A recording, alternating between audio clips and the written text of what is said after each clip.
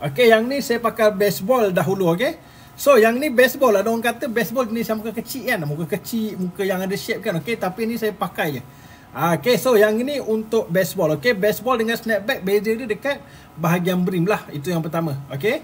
So kalau kata snapback dia jenis rata, kalau kata baseball jenis melengkung. Yang ni untuk baseball. Okey, design sama.